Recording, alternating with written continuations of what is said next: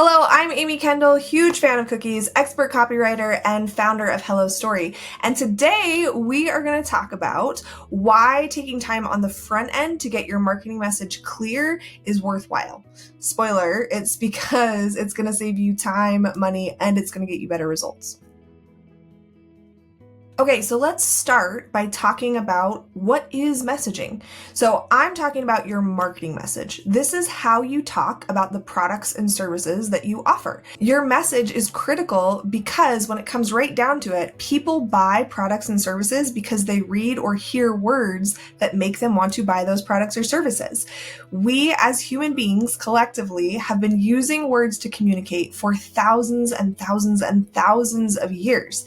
This is how we share ideas and information with each other through our words. So yes, while there are emotions and there are visual cues and things like that you can use to support your marketing message, it really does come down to your words. We're not playing charades. We need to use words. And so as a marketer or a business owner, the goal of messaging is to make it really easy for someone to understand why they want to buy from you and why they want to buy from you, right? Like we want them to know why they're buying the thing we're selling and why they're buying it from us. Taking time to establish our message on the front end saves us from having to do it over and over and over again as we iterate on something that doesn't work.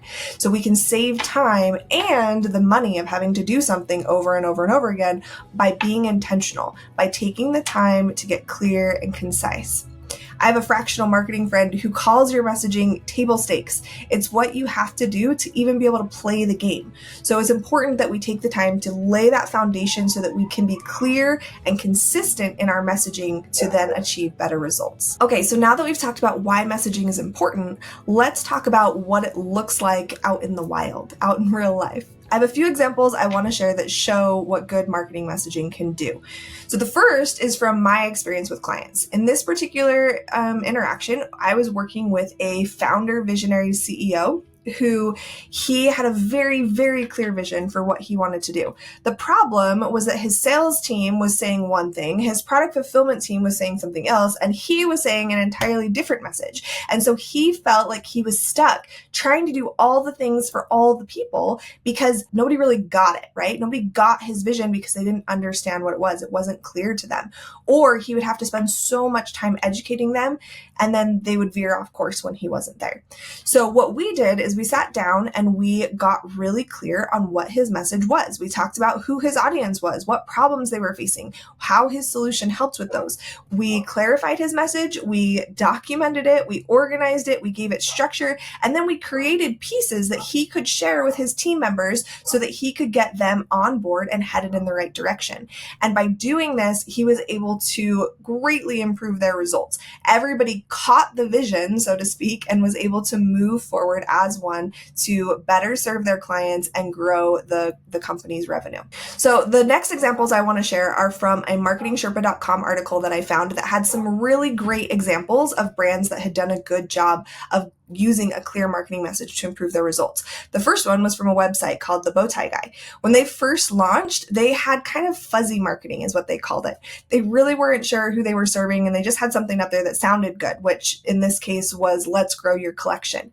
It wasn't until they had really dove into who their audience was and the problems that they were facing and changed that messaging that they were finally able to gain some traction. They adjusted that headline to read bow ties designed to hold a knot all day. That was a problem that spoke to their audience. And because of that, they were able to see their results take off because they got that messaging right. The third example I wanted to share is also from that marketingsherpa.com article. And in this case, it was a travel agency. Their header at the top of their website said, "You can never be too careful," which, if you're thinking about travel insurance, okay, that kind of relates. But when they shifted the message to be, travel insurance offering peace of mind for 35 years, they saw results improve dramatically. So in this case, what had happened is they compromised clarity to be a little cute and clever, right? So when we're doing our marketing messaging, we need to be watching out for that to make sure that we aren't shortchanging ourselves by being too focused on a headline that maybe we really like, but doesn't mean as much to our audience.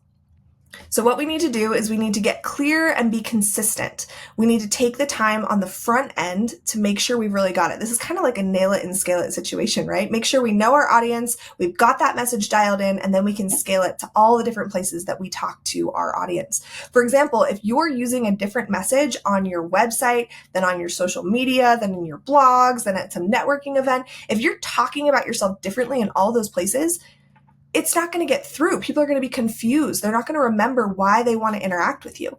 Ultimately, marketing is an exercise in memorization. So we need to be clear and consistent in our message so that people know who we are. They need to know how we're going to show up. And then when they are facing that problem, we'll be top of mind and we'll be the ones that they turn to for help. So when we're trying to maximize the time and money that we're investing into our marketing, it makes sense and is worthwhile for us to focus on our marketing message at the beginning because it's going to pay off. So there's 3 things that I want you to keep in mind as you're doing this. First, take the time at the beginning. There's that saying in real estate that the best time to buy real estate is either 20 years ago or today.